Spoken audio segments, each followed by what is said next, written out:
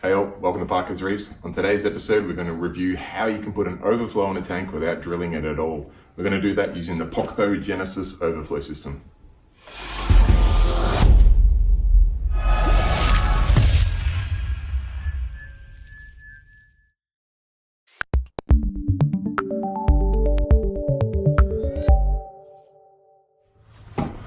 Okay, so a little while ago I did a review on a eShop's Eclipse Overflow, which was a nice neat little kit which came with everything you needed, including the drill to drill into a tank and to add an external overflow, and turned out to be a really popular video. So I guess it's evolved to the next stage where if you've already got a running tank and you want to put an overflow on it, so you've converted a freshwater tank to marine and you're happy with the canister filter at first, and then you're like, nah, I need to add a skimmer, I want to put a sump on.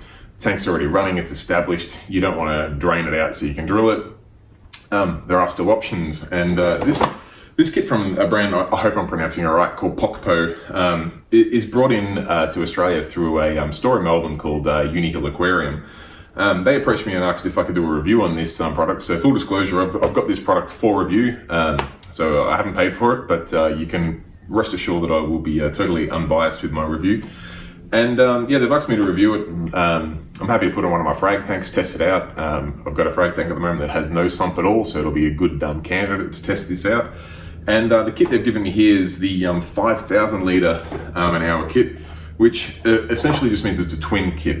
Each of these overflows can do 2,500 litres maximum each. So if you want to do 7,500 litres, you obviously just add 3 of these overflows. Anyway, let's have a look, see what you get in the kit. Now I have actually already opened this and started building the overflow, but I'll show you what you get. You get 4 lengths of pipe. Take the packaging off that one. It's not an Australian standard pipe, so you are going to need this pipe. You can probably convert it using some adapters, but you get enough of this pipe to make it work. So I've set it up using 3, and I've got heaps left of the 3, plus I've still got a 4th one left. So you get, I don't know, I guess that's probably, I probably could measure it, but it looks like maybe, it says it's 20 mil pipe, but it's considerably smaller than what we call 20 mil in Australia. You get a bunch of these fittings, which is what helps build your, get all your elbows and bits and pieces which help you set up the tank. These are the ones with the flange go up against the edge of the tank. That allows you to build your overflow pipe to get in there, get the water in and out of the tank. Most importantly, most important part is in here,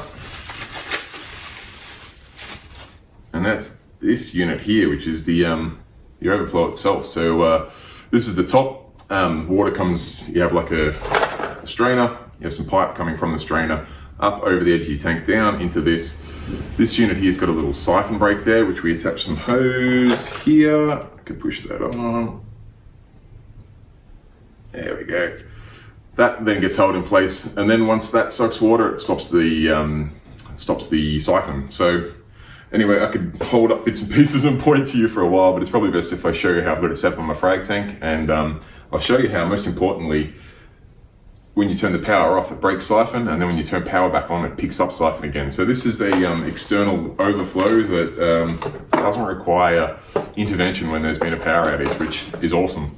So anyway, let's go into my fish room and set up on the frag tank, and I'll show you how the system works. All right, so I guess at this point in time, it's where I point out that I didn't actually get any instructions in the box. And when I looked online to get some tips, this is about the only thing I found, which gave me some great dance moves, but didn't exactly tell me how to set it up. And when I first set the device up, I was having trouble. I followed this bit where you got to pour the water into the break to get it started for the first time, and I could get it to siphon. There was no problem at all. But when I turned the power off to the pump, I couldn't get it to break siphon.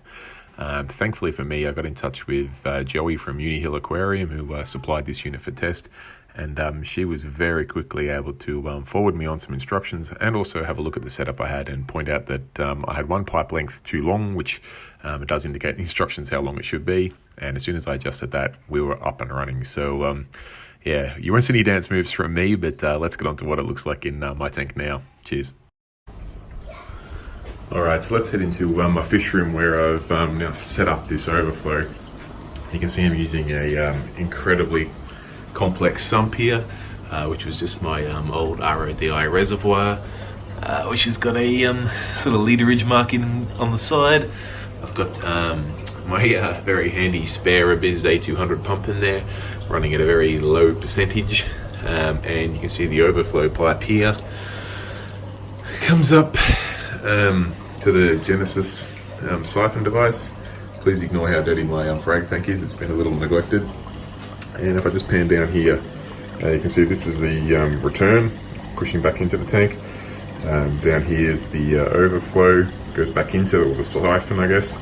And this hose here, this part is quite critical. This is the bit that breaks siphon. So you've got to have that right at the water's level, the right water surface, sorry. So if we come down into the sump here, we'll just pan down so you can see. Come around this side perhaps. You can see I've got a nice steady overflow coming through into my filter sock there. And likewise in the super complex one compartment sump.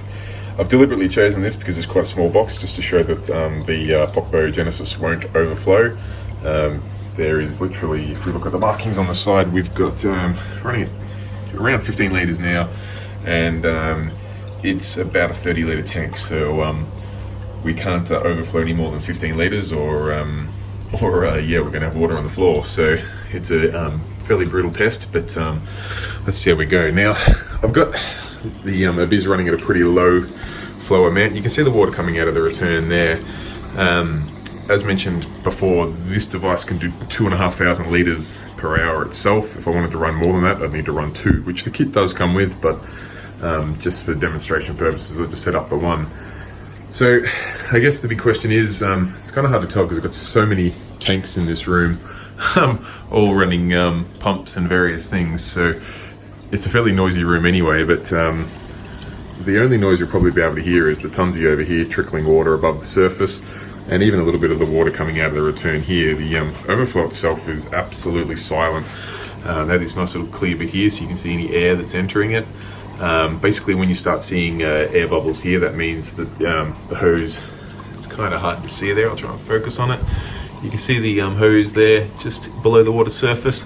When that starts rising up, which I do now, you see we start getting air in there, that'll actually break the siphon. So I'll put that back just under the water surface. Let that run for a second, and once things are all steadied, we're back at our 15 litres in the sump. Let's switch power off to the Abiz, which I'll just do here. I'll put the camera back on there so you can see what happens. Alright, so the Abiz is turned off. You can see the water stops going through the return quite quickly. The return on this setup is above the water's surface, so that breaks siphon instantly. But the overflow itself, it keeps doing its thing. Just ignore my automatic water change setup over here doing its thing. So we can see the overflow, it does keep siphoning for a little bit because of where I've got that hose. So we're just creeping up, we're just going a bit past 15 litres now. They're starting to hear the air entering it now.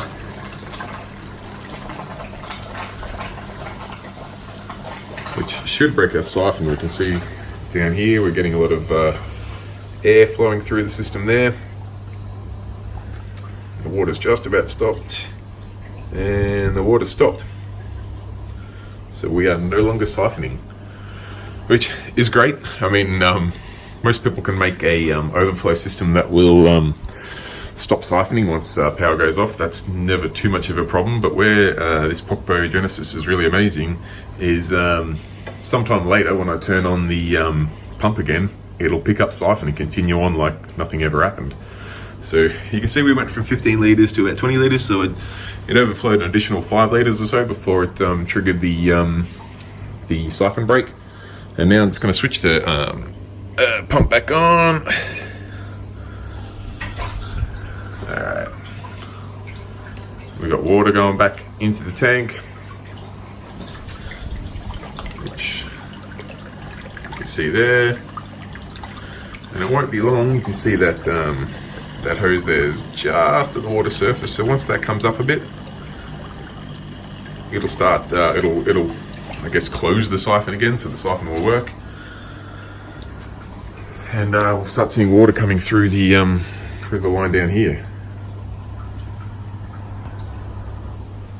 Because this is quite a small sump, and the abyss does sit up relatively high, and I've got no arrow on it, the water in the sump does get fairly low before the siphon kicks in and starts working again. But I've tested this a few times over the last couple of days, and each time it's picked back up and working a treat. So I figured it was time to put the video on and show you guys it happening.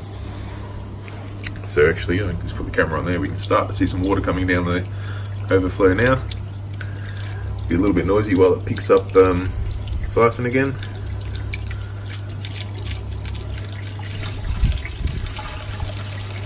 It needs to get going because the sump's starting to get a little bit low.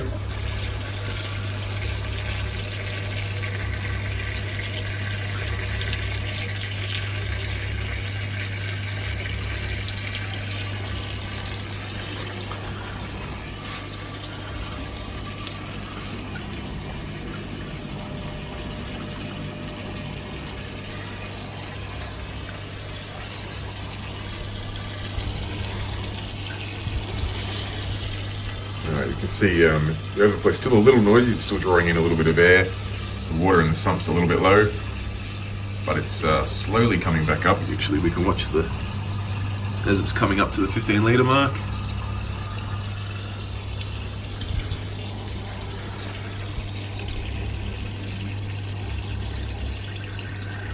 It's just starting to quiet up now. In fact, most of that water noise is just the water coming out of that hose into the sock there. And that's the Pokpo Genesis Overflow. A hang-on overflow that requires no drilling. It has a siphon break and regains siphon after you turn the power back on. It's almost a bit of a mythical device, but it does the trick. So if you have any questions, be sure to comment down below.